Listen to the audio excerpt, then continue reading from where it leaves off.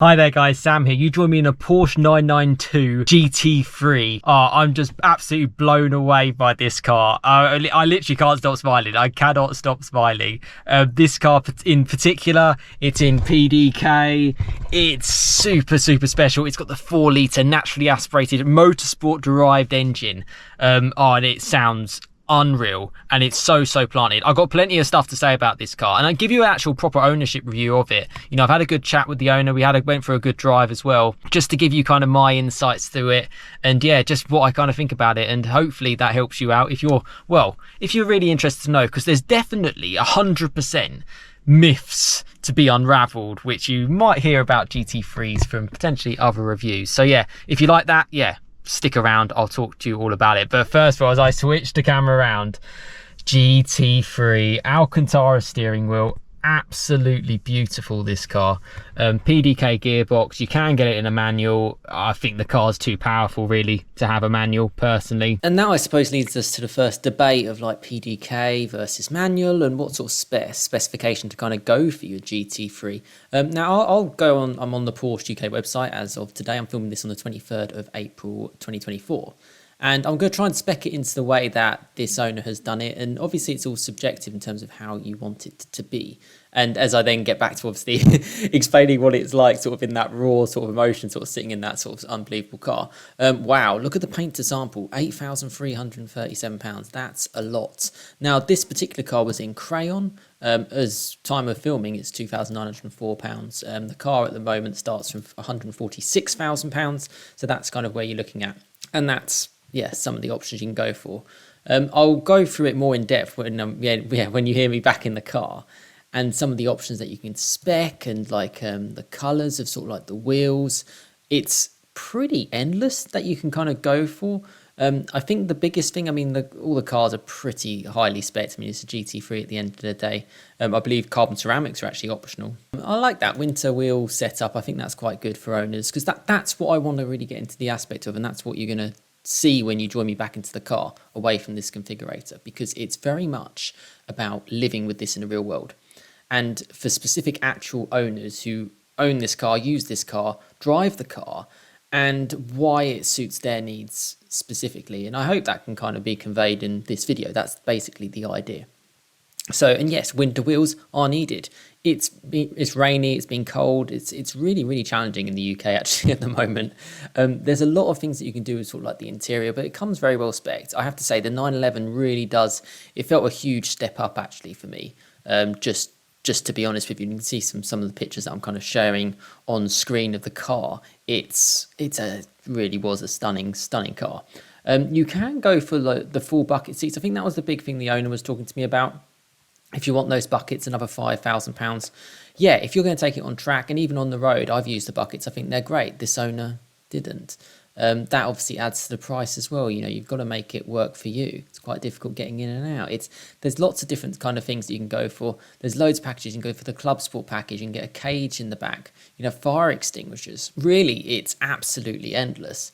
And, you know, I can go through one by one of all this kind of spec that you can kind of choose it to.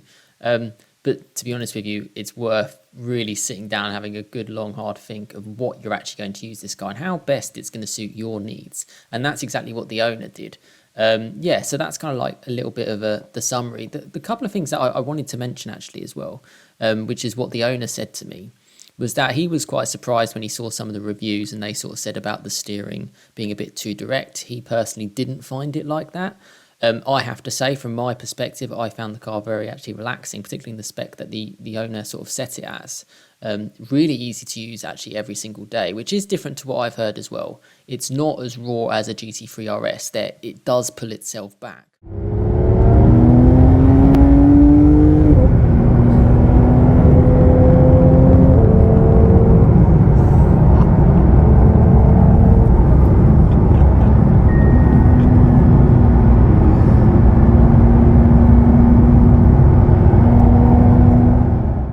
By being a 911, it is very refined. It is very designed from the core to be used every single day, and that is a big positive about the car. But yeah, join me back in talking about the car. But I kind of wanted to say that just from my perspective, it felt like a very refined car.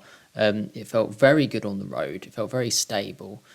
It felt comfortable. Didn't feel too loud. Perhaps in the keeping with the type of owner that it is, which kind of makes sense. You know, more of a calm, considerate, slow, I say slower driver, but in terms of sticking to the speed limits, if that's considered as slow, that made the whole experience more relaxing. And I'm sure once you take this out on track, yeah, you can get the full benefits of this motorsport derived car. But yeah, I mean, I'm smiling just even here talking over to you guys. Let's join me back in the car just to do a little summary of what how I kind of felt about the car. This car has its own little personalized crayon key as well that sort of matches the outside exterior in crayon.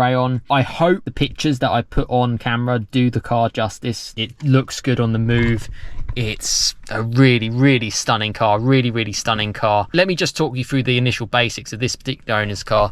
This owner has gone for more of the comfort kind of spec, if I'm honest. So comfort GT3 seats just shown there, Golf R parked next to it, my Golf R. Super, I mean, I don't even know where to begin, you know. Let me just kind of ravel off some of my initial thoughts. So is it too firm for the road? No. Why is that? It feels really compliant because it's sophisticated. There's so much sort of like technology that goes into this from Porsche, as in just like with the front end, with the massive rear tires and the massive front tires. It just feels hooked up, so hooked up, and it just something out of this world in terms of, and that just kind of blew me away, because you think, you know, how are you going to kind of live with this as an actual real world ownership proposition? You know, this car in particular has done about 1,500 miles. We'll start her up, and yeah, I'll show you that in here. As you've probably seen some of the pictures and the exterior as I'm kind of talking, and some of the drive-bys as well, and I'll show some at the end of it, making some pretty special noise as well, so worth sticking around to. But yeah, I was really surprised actually, sort of being in the passenger of this car. I'd recently actually been a passenger with Joe Achilles in a couple of his cars, the M3 Touring and the M2 Competition, and particularly the M2 Competition. I got out of that, like, you know, I did feel sick. Sorry, Joe, it was a little bit full on. It was like a roller coaster. You don't get that with this car. It's just so nice. You got like the yellow dials. Yeah, there's just so much, and a lot to say as well in terms of the aerodynamics on this car. So with sort of like the rear end, the rear diffuser, there's proper grooves in that. You know, really special, really purposeful as well. Even at the front with the carbon fiber sort of lightweight bonnet, just the little grooves in between it just feels very delicate, very precise, and actually really refined in here. This particular car has got leather kind of on the side, but it just kind of blows me away. No back seats, so it just feels a little bit more airier. And you know, I've spent quite a bit of time in a 992 Turbo S. Another friend had that car.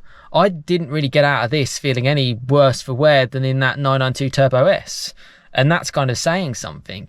It's a super nice place to be, and a super special place to be as well. I think that's kind of like the heart of it. You know, is this Porsche fun? Yes. I mean, it goes where you want it to. It's direct. It's flipping fast. You know, 500 plus horsepower, all you're going to need. And in this kind of day and age, you know, we're not going to get to see it for too much longer. You know, I don't know how long these kind of cars are going to be made. And, you know, to experience it in this sort of guise, yeah, it's kind of absolutely, I'm genuinely am speechless around it all.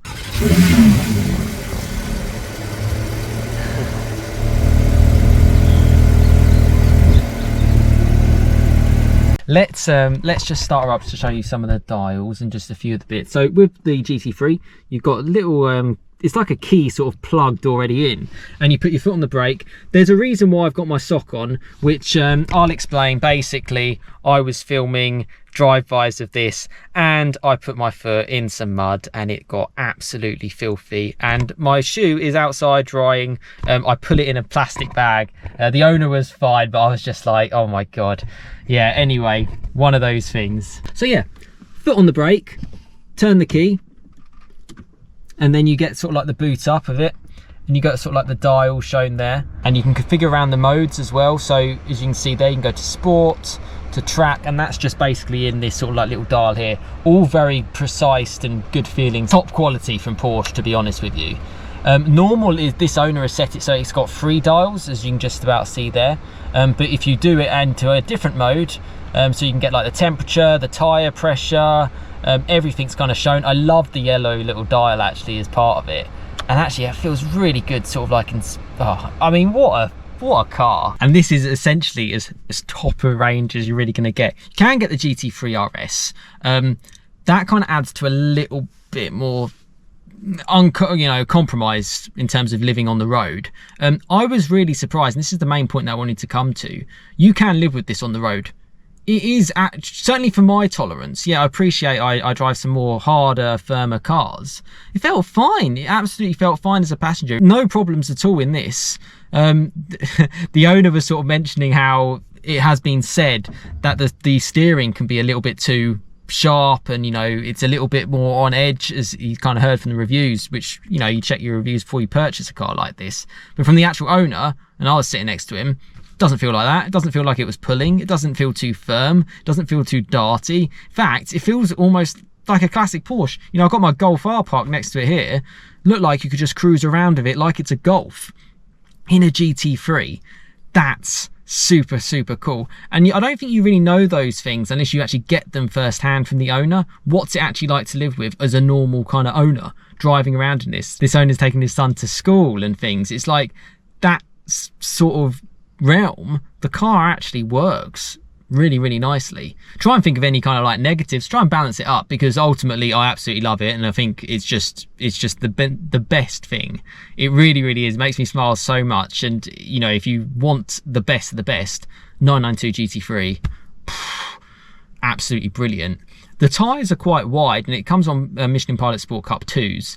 And when the owner was coming out of his drive, it kind of, I think it's just because the tyres are cold, so it makes a little bit of it like hops a little bit if you're doing it on a full lock, which kind of makes sense. It's very, very, it still is a serious car.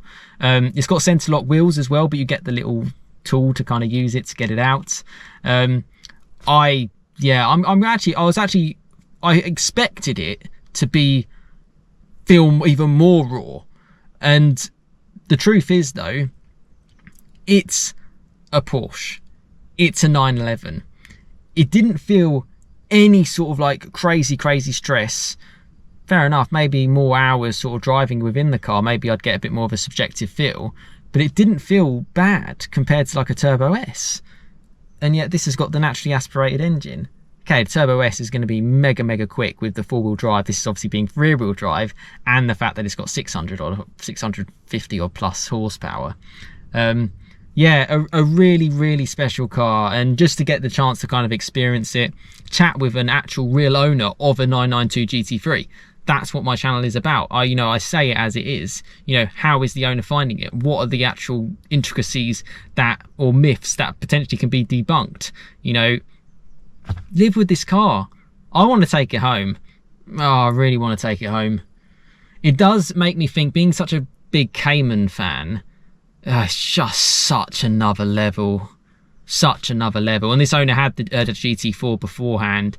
It kind of makes you, and he then said to me, he said he wouldn't go back, and I think that kind of says it all. And the Cayman's a great car. GT4 is an amazing car. I have spent time in a GT4 RS actually, which has the same engine as this, and chatting to the owner, it was quite interesting because some people do compare the GT3 to GT4 RS sometimes.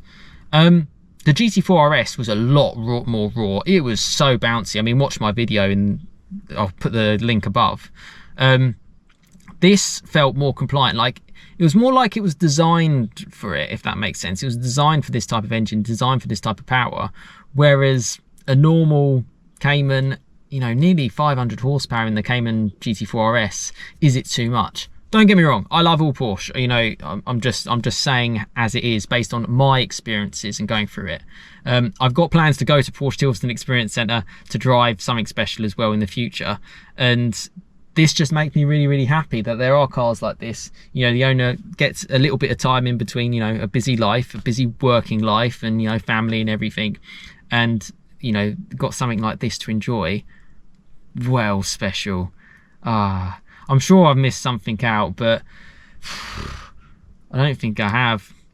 Really interested to know your thoughts in the comments, actually, if you do watch my content, just to give you an impression of what this car is actually like. You know, I generally ask me questions, say like, what was it like sitting here, Sam? What was it like actually experiencing it? How does it actually sound like? Because I will say it as it is. You know, Porsche are not paying me for this. If there's, you know, this is just an owner, you know, I will say if this car was awful or rubbish or there was something bad about it, I would say it. Is it worth, say, double a GT4?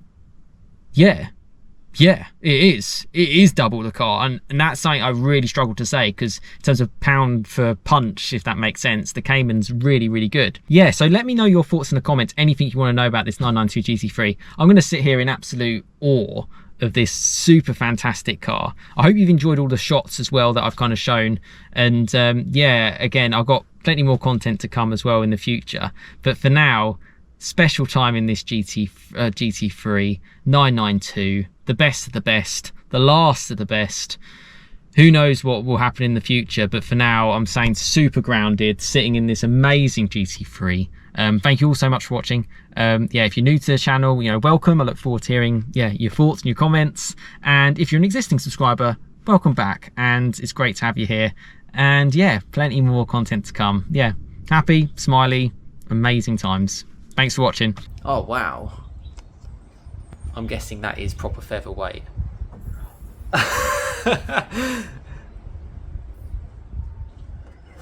It's amazing.